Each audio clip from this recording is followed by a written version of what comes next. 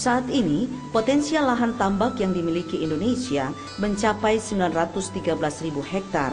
Namun pemanfaatannya baru mencapai 378.700 hektar atau sekitar 40%. Artinya, produksi udang yang dihasilkan adalah 190.000 ton atau 0,55 ton per hektar. Sedangkan luas tambak Sulawesi Selatan tahun 2003 sekitar 38.606 hektar dengan volume ekspor 8.027 ton dan nilai dolar sekitar 68.349.000 dolar.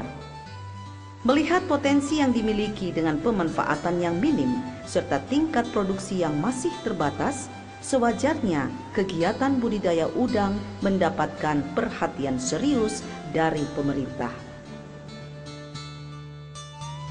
Usaha budidaya udang diyakini dapat membantu pemerintah dalam mengatasi kemiskinan dan pengangguran karena mampu menghasilkan devisa sekitar 6,9 miliar dolar serta menyerap 3 juta tenaga kerja.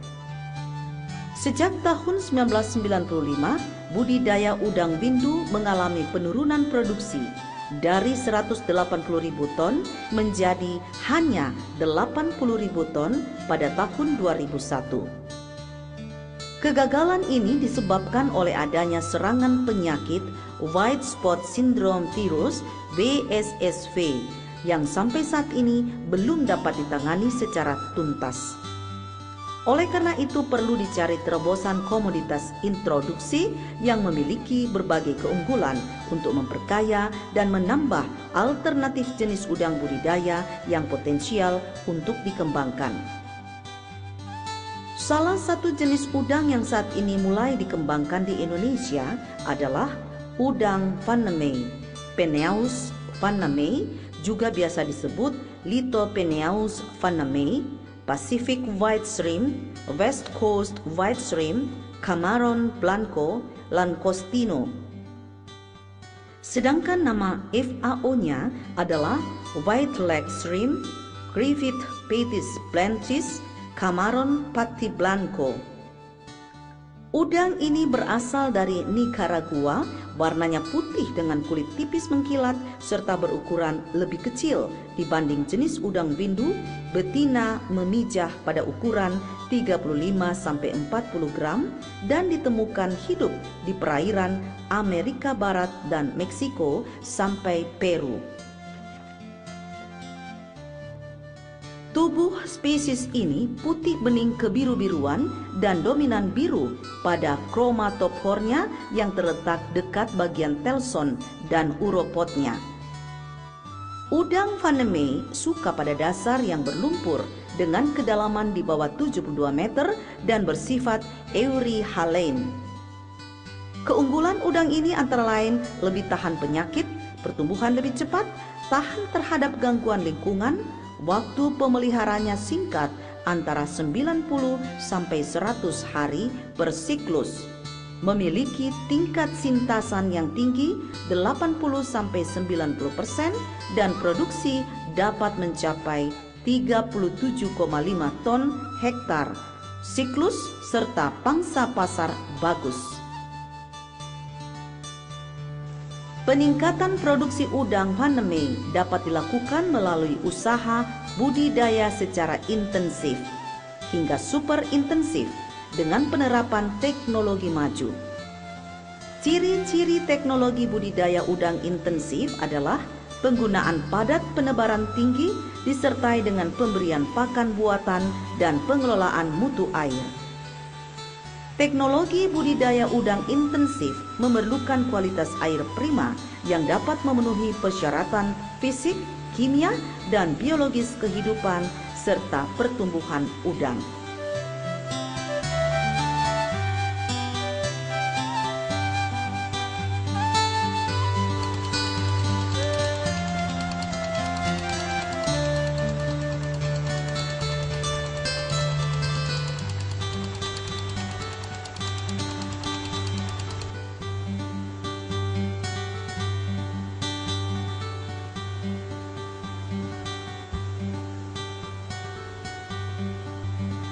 Persiapan tambak merupakan langkah awal budidaya udang Van de Mei sehingga proses pemeliharaan dan produktivitasnya bisa optimal. Persiapan tambak dimulai dengan rehab petakan dengan perbaikan konstruksi yang sudah ada dan kedok, teplok, penambalan, pematang petakan. Persiapan tambak dilanjutkan dengan pengeringan, pengolahan tanah dasar atau pelataran dengan pengeringan sempurna.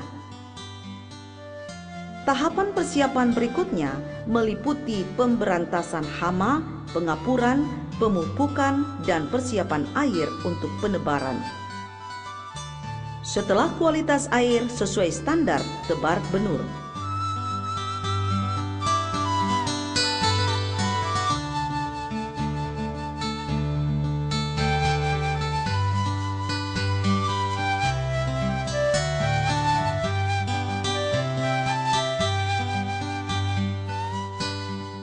Kualitas benur memegang peranan penting pada keberhasilan budidaya udang Van de Mei karena menentukan kualitas udang setelah dipanen.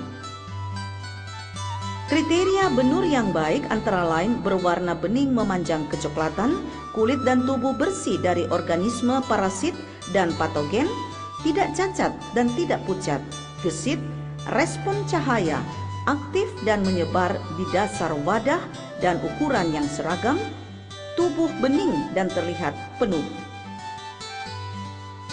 Panjang lebih besar 8 mm atau lebih besar PL10, insang lebih sempurna. Gunakan benur SPF, bebas virus TSV, WSSV, dan IHHNV. Sebelum benur ditebar ke dalam tambak, perlu dilakukan aklimatisasi terhadap lingkungan baru, yakni aklimatisasi suhu dan salinitas air petakan tambak.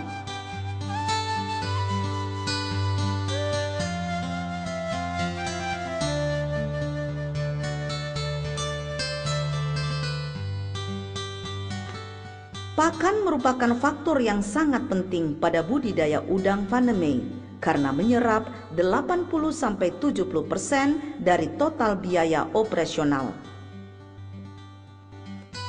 Pemberian pakan yang sesuai kebutuhan protein, lemak, karbohidrat, vitamin, mineral, dan asam amino esensial akan memacu pertumbuhan dan perkembangan udang Van de Mei secara optimal sehingga produktivitasnya bisa ditingkatkan.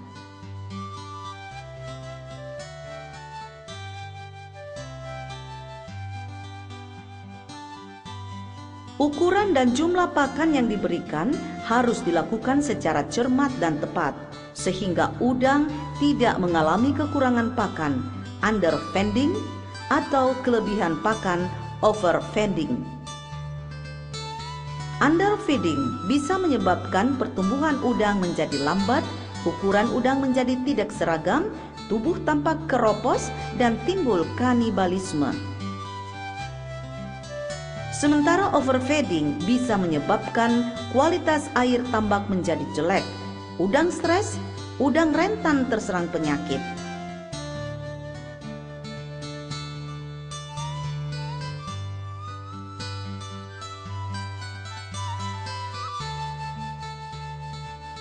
Kualitas air tambak erat kaitannya dengan kondisi kesehatan udang.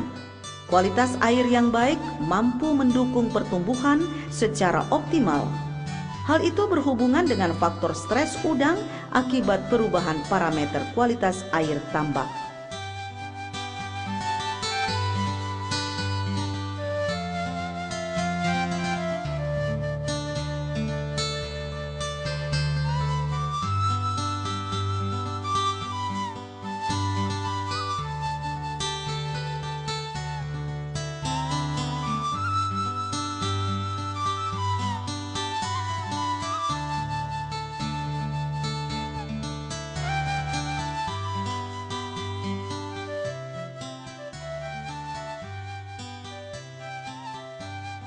Beberapa parameter air primer yang harus selalu dipantau yaitu suhu air, salinitas, pH, kandungan oksigen terlarut, dan amoniak.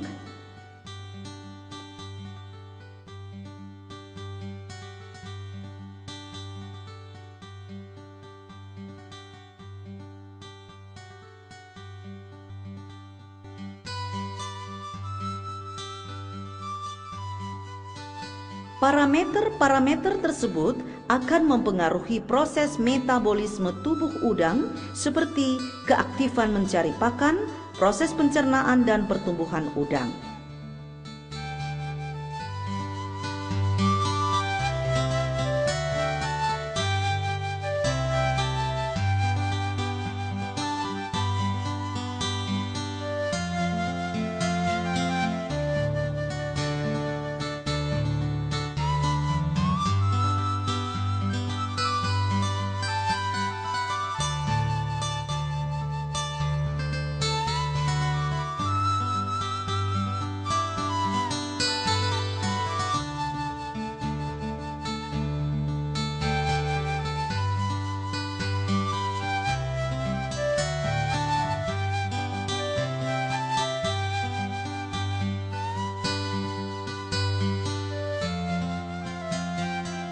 Untuk mendapatkan parameter kualitas air yang optimal dan kondisi prima, maka selama masa pemeliharaan dilakukan pergantian volume air secara terprogram dengan memperhatikan parameter kualitas air yang penting seperti suhu, oksigen terlarut, pH, nitrit, alkalinitas, dan gas-gas beracun lainnya. Pada kondisi kualitas air menurun atau kritis, maka harus dilakukan pergantian air baru yang steril dengan volume air yang lebih banyak, sehingga pada kondisi seperti ini harus ada sejumlah air yang cukup, baik kualitas maupun kuantitasnya. Pergantian air yang berasal dari air tandon yang telah disimpan selama 3 hari. Penggunaan probiotik bakteri pengurai bermutu baik diikuti dengan cara aplikasi yang benar dapat membantu penguraian timbunan bahan organik di dasar tambak, menstabilkan kondisi air tambak, memperlancar proses pencernaan udang dengan dampak akhir hasil panen yang stabil.